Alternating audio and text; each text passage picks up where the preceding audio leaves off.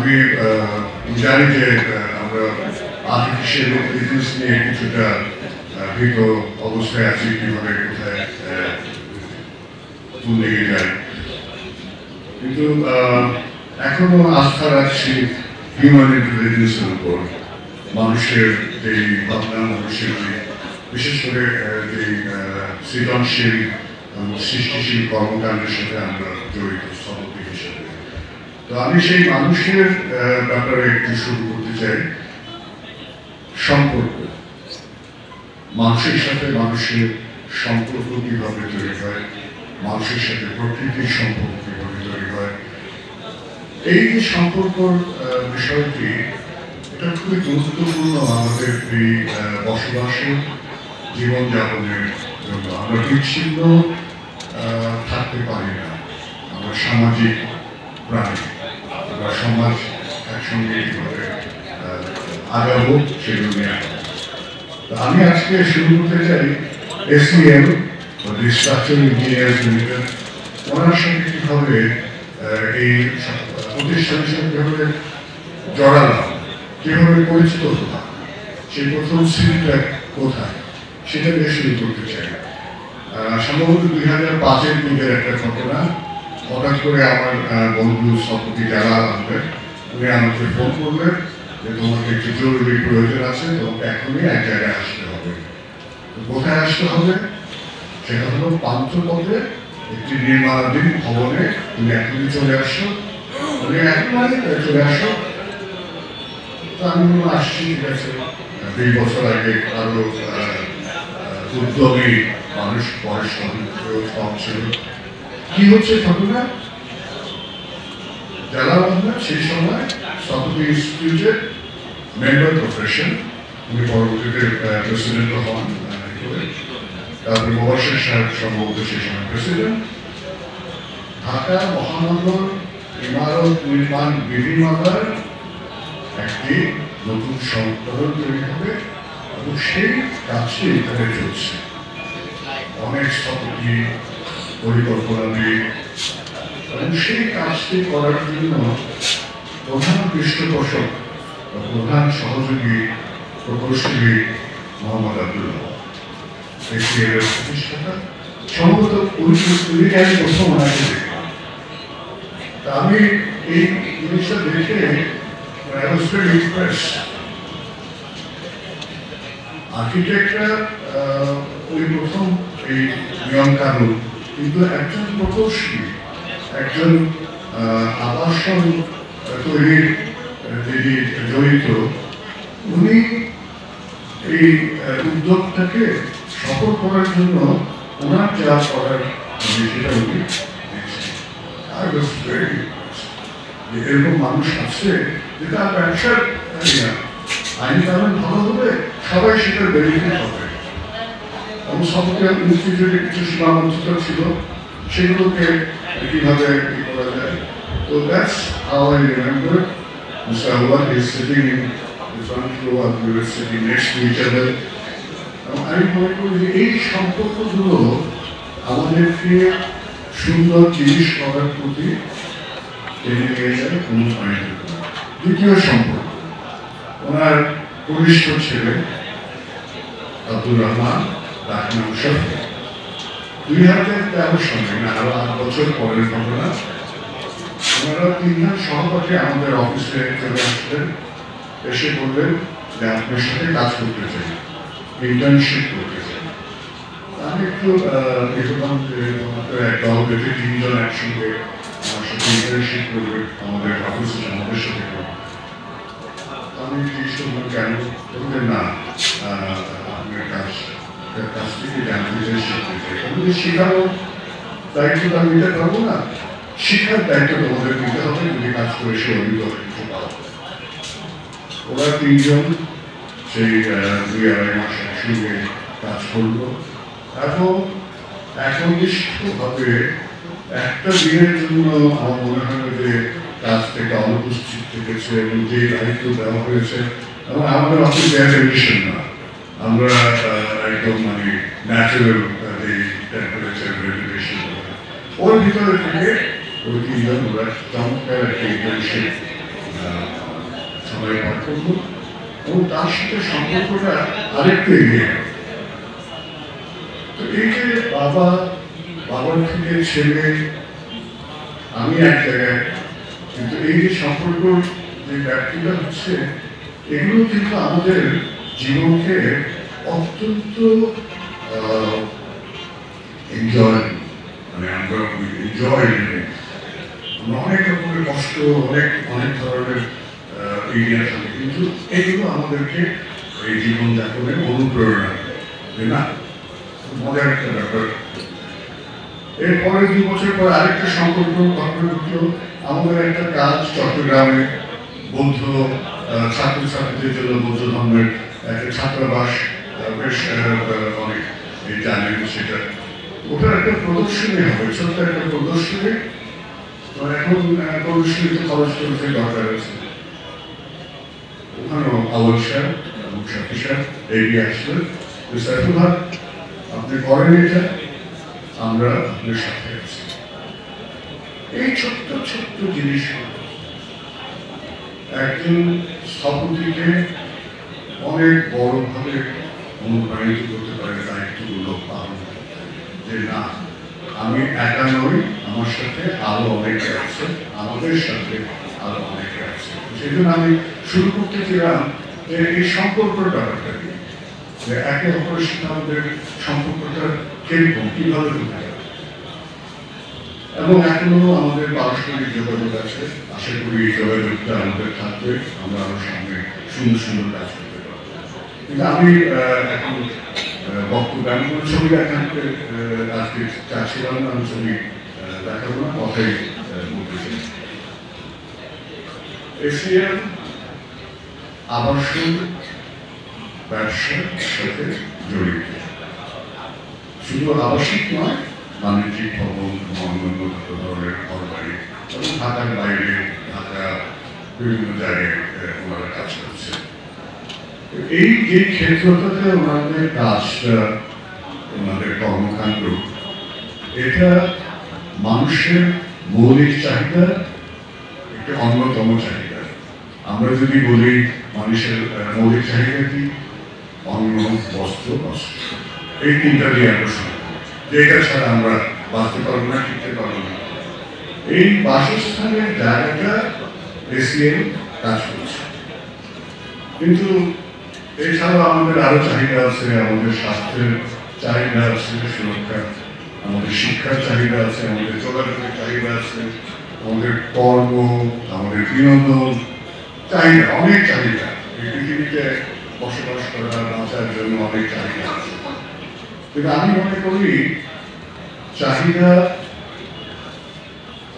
আছে ঠিক, কিন্তু চাহিদা বললেই জিনিসটার ভিতরে কিছু ঘাটতি থেকে যায়, কিছু কমতি থেকে যায়, একটু কাঠখোট্টা, এইটা চাই, এটা না হলে হবে না, চাই চাই চাই, এটা হচ্ছে। কিন্তু আমি মনে করি যে এই চাহিদা থেকে আমরা বের হয়ে অন্য আরেকটা জায়গায় যেতে পারি কিনা, এই চাওয়াটা একটা আনন্দের চাওয়া, মানে খালি দুমুঠো ভাত খাবো, একটা কাপড় পরবো, আর মাথার উপর একটা ছাদ থাকবে, yes, minimum. But that minimum is not enough to lead a decent life. একটা সুন্দর ভদ্র জীবন যাপনের জন্য এই ন্যূনতম চাহিদা থেকে আমাদের বের হতে হবে। এবং সেই জন্য আমি মনে করি যে আমি শুধু না, আমার আগে অনেকেই এসে বলে দিয়েছেন যে চাহিদা আসলে আমাদের জীবনকে অনেক সীমিত করে দেয়, আমরা অনেক বড়ভাবে আমাদের জীবনকে দেখতে চাই। সেখান থেকে এই চাহিদা থেকে আমরা যদি চলে আসি যে আকাঙ্ক্ষা শব্দটা, যেটা ইংরেজিতে ডিজায়ার বলে, চাহিদা ইংরেজিতে আমরা নিড বলি। আমাদের দেশে চমৎকার আর্কিটেক্ট কাজ করে গিয়েছেন দুইটা, উনি বলেছিলেন যে needs and wants produce little good. Great things come from desire. তো আমি মনে করি, এবং আমার সাথে অনেকে আপনারা যে চাহিদা পূরণ আমাদের লক্ষ্য হওয়া উচিত, আকাঙ্ক্ষা পূরণ আমাদের লক্ষ্য হওয়া উচিত। আমরা কিভাবে বসবাস করতে চাই এই পৃথিবীতে সেটা আমাদের লক্ষ্য হওয়া উচিত। কোনো মতে দুমুটো ভাত খেয়ে ওভাবে আমরা বাঁচতে চাই। মানুষ হিসেবে আমরা জন্ম হয়েছি, আমরা সুন্দরভাবে আনন্দের সাথে বাঁচতে চাই। সেটা থেকে কিভাবে আমরা মুক্ত হতে পারি, কিভাবে ওইভাবে যেতে পারি, আমরা সেখানে আমাদের কাজ করতে হবে। তো আমি আকাঙ্ক্ষাটা নিয়ে কাজের ভিতরে সবসময় যখনই একটা রিকোয়ারমেন্টের বিষয় আছে, এত বর্গ ফুট জায়গা দরকার। তো দুই কারণ বলেছেন যে চাহিদা কয়েকটা তলা, মানে জাস্ট কোয়ান্টিটি, বর্গ ফুট আর আমার বারান্দা, এটা পার্থক্য বড়। সবার ঘর আর বর্গ ফুট অনেক পার্থক্য। মানে এই জন্য আমাদের মনে হয় আমরা যখনই এই সংখ্যায় আটকে যাচ্ছি, আমরা এইভাবে মানে একটা ফর্দ নিয়ে আসলাম যে এতগুলো শয়ন কক্ষ, এতগুলো সব দরকার, কিন্তু সেটাকে কিভাবে রূপান্তর করবো একটা সুন্দরভাবে বসবাসের জায়গাকে, কাজের জায়গাকে, সেটাই আমার মূল লক্ষ্য হওয়া উচিত। তো আকাঙ্ক্ষা চাহিদার পরিবর্তে আমি আকাঙ্ক্ষা প্রাধান্য দিতে চাই এবং সেটাকে। তো এই চাহিদা থেকে আকাঙ্ক্ষা কেন? কারণ আমরা একসঙ্গে সবাই বসবাস করতে আগ্রহী। আমি আলাদা একটা ঘর বানিয়ে থাকলাম, উনি আলাদা একটা ঘর বানিয়ে থাকলেন, আমরা সেটা চাচ্ছি না। আমরা একসঙ্গে একত্রিত হলাম, একজন কথা বলছি কিন্তু আপনারা শুনছেন, আবার আমার সুযোগ হবে আপনাদের কথা শোনার, মামুল বললো মামুলের কথা বলি শোনার সুযোগ হবে। একত্রিত হওয়া, একসঙ্গে বসবাস করা, একে অপরকে নিয়ে, এটা আমি মনে করি সব মানুষের একটা একান্ত মানে চাহিদা, আকাঙ্ক্ষা, যে আমি ওকে বাদ দিয়ে থাকতে চাই, ওকে দূরে রেখে একসঙ্গে মিলেমিশে আমরা যেভাবে সুন্দরভাবে থাকতে চাই। তো আমরা হাজার হাজার বছর আগে আমরা খুব যাযাবর প্রকৃতি ছিলাম, এক জায়গায় থেকে আরেক জায়গায় ঘোড়া নিয়ে হোক, উঠ নিয়ে হোক, পায়ে হেঁটে হোক। কিন্তু হঠাৎ করে একবার একটা জায়গায় গিয়ে মনে হলো যে জায়গাটা ভালো লাগছে, এখানে কয়েকদিন থাকি, এবং আস্তে আস্তে করে আমরা একটা বসতি স্থাপন শুরু করলাম, যে আমরা একসঙ্গে থাকি। পানিটা ভালো, আপনার এখানে বীজ বুনলে ধানটা ভালো হচ্ছে, পশু পাখি আছে, তাকে একটু পোষণ আনতে পারছি। That's how we started our settlements. আমাদের এই মানুষের বসতিগুলো এইভাবে। তো সেই একটা ছোট্ট একটা সেটেলমেন্ট থেকে আস্তে আস্তে করে বড় সেটেলমেন্ট এবং শহর, নগর, এগুলো আমরা তৈরি করলাম আজকে মহানগর, এবং ইংরেজিতে mega city. It's no longer metropolis, it's mega. Everything is now seen in that scale. But this is how it is like. এবং এই যে বসতি আমরা তৈরি করছি, সেই বসতিটা কতটুকু আমাদেরকে আনন্দ দিচ্ছে আর কতটুকু যন্ত্রণা দিচ্ছে। তো আমরা এখন এই সময়ের ভিতর দিয়ে পার হচ্ছি, আমাদের বিশেষ করে বাংলাদেশে আমরা যেরকম একটা আমার মনে হয় যে আমাদের যন্ত্রণার ভাগটা একটু বেশি।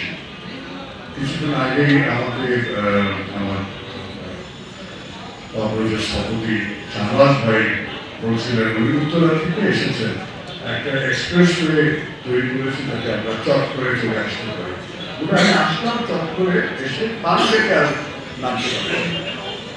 আমি সুবিধা তৈরি করছি, কিন্তু সুবিধাটা যখন অসুবিধা হয়ে যাচ্ছে তখন কিন্তু একটা কোথাও খটকা লাগে।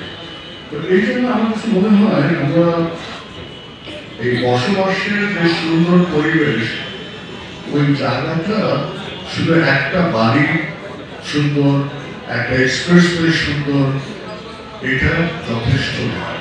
এর জন্য আমাদের আরো ভাবনার প্রয়োজন আছে। আমি সেই জন্য যে শুধু এক্সপ্রেসওয়ে দিয়ে আমরা সব সলভ করবো বা বিল্ডিং দিয়ে, we need to come together. আমরা একসঙ্গে আসতে হবে, বসতে হবে। আমার সমস্যা যেটা, আমার এটা আপনাকে বলতে হবে আপনার সমস্যাটা, এবং আমরা মিলে একটা পথ বের করতে হবে।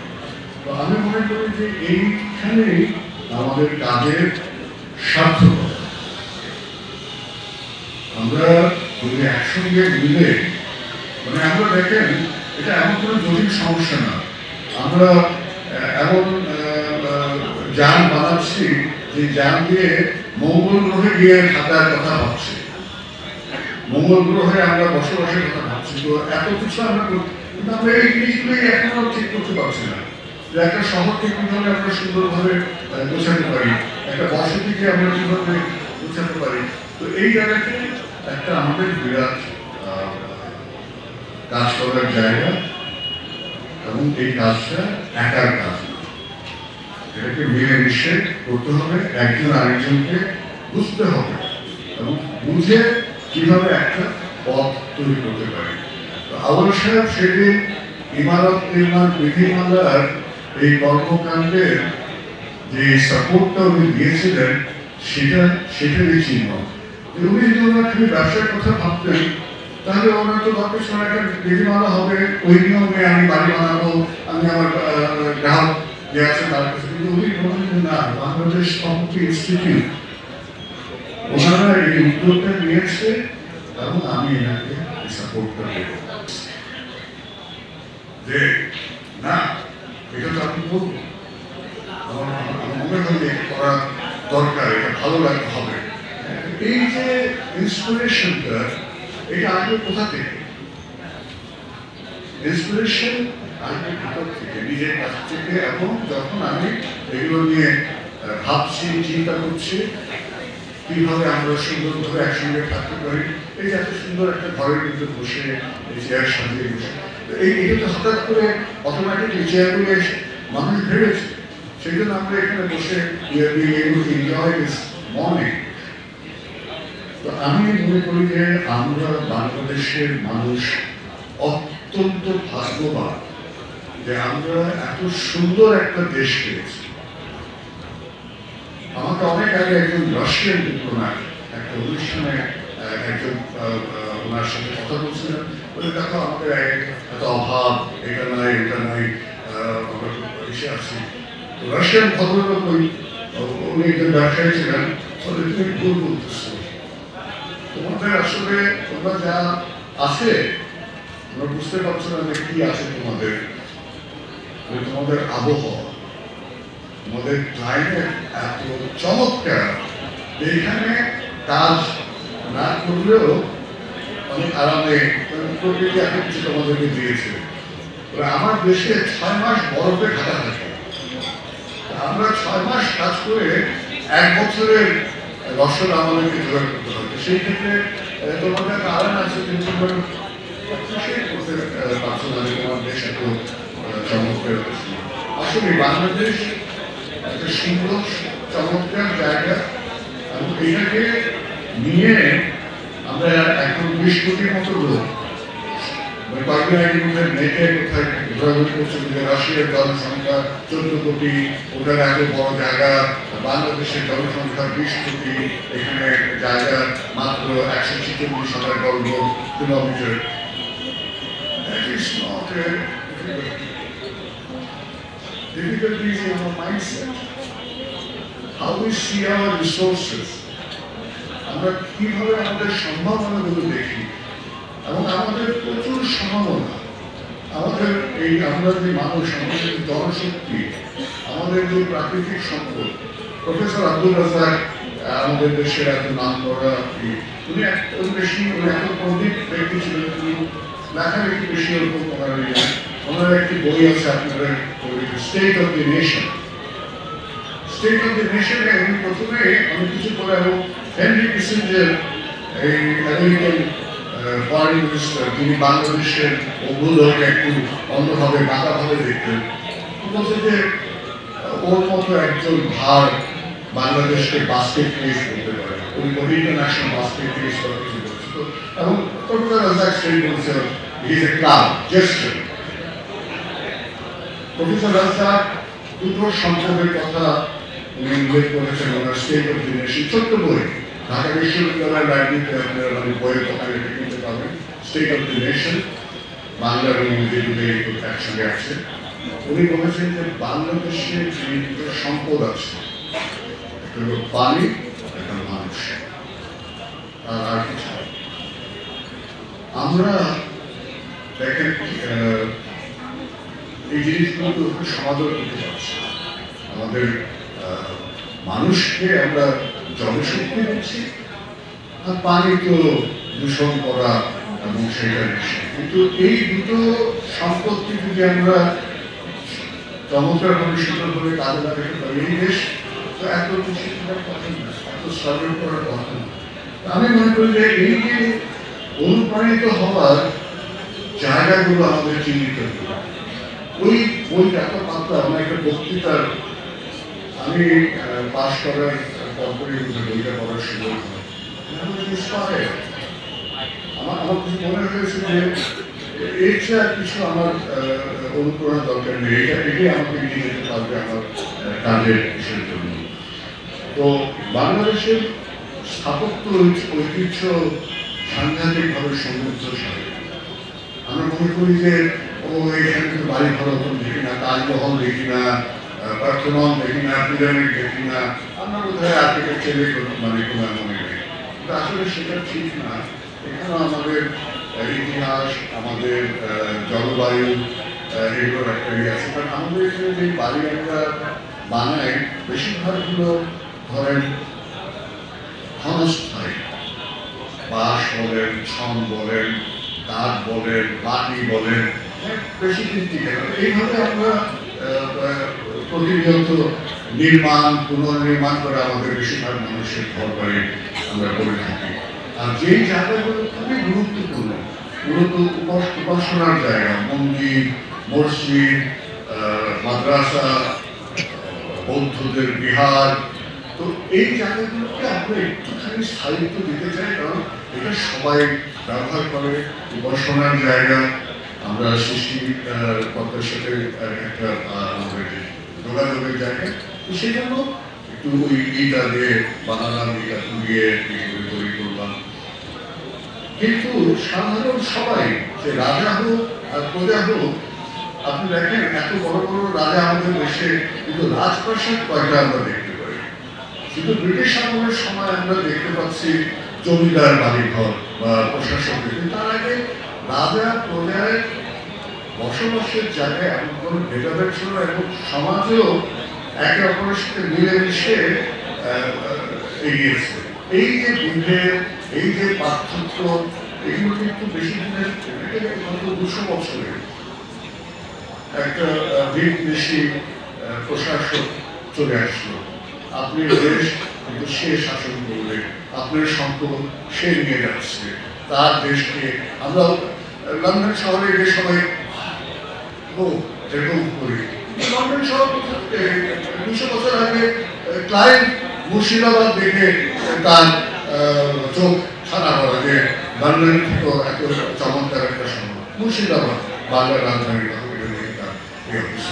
তো আমাদের মনকে এই ধরনের দীনবন্ধতা, এই ধরনের খাটো হয়ে রাখা, নিজেকে সেখান থেকে বের করে আসতে হবে। আমাদের চমৎকার স্থাপত্য ঐতিহ্য, চমৎকার সাহিত্য, চমৎকার শিল্প এবং হাতের কাজ, আমি মনে করি যে এই জায়গাগুলোতে যদি আমরা না যাই, আমরা অনুপ্রাণিত হতে পারবো না এর চেয়ে চমৎকার, এর চেয়ে সুন্দর জিনিস তৈরি করা, এবং সেটা আমাদের দ্বারা সম্ভব। আমাদেরকে ওই ওয়াশিংটনে গিয়ে হাত পাততে হবে না, গালে হাত দিয়ে যে আমাদেরকে কিছু খয়রাত দেন, আমরা আমাদের শহর পরিকল্পনা করব, আমরা পারবো আমাদের শহর পরিকল্পনা সুন্দরভাবে করতে পারবো। আর প্রতিবন্ধকতা থাকবে, সম্ভাবনাগুলিকে দেখতে হবে। আমি ব্যক্তিগতভাবে মনে করি যে এই সম্ভাবনাগুলি যদি দেখি আমরা, তাহলে আমরা সুন্দর ভবিষ্যতের দিকে যেতে পারবো এবং এইটা একত্রে মিলেমিশে করতে হবে। শেষে একটি কথা আমি বলতে চাই, 2005-এ 2 বছর আগে আবুল সাহেব যেভাবে এগিয়ে এসেছিলেন, আজকে এসিএস অনেক বড় প্রতিষ্ঠান, ওনার আবুল সাহেবের 2 পুত্র এটার দায়িত্বে আছেন, আপনারা সবাই মিলে ওনার সাথে কাজ করছেন। আমি মনে করি যে এই যে স্থাপত্য, নগর পরিকল্পনা বা নগর রূপায়ণ, এই পৃষ্ঠপোষকতা কাজটি আপনাকে অব্যাহত রাখবে।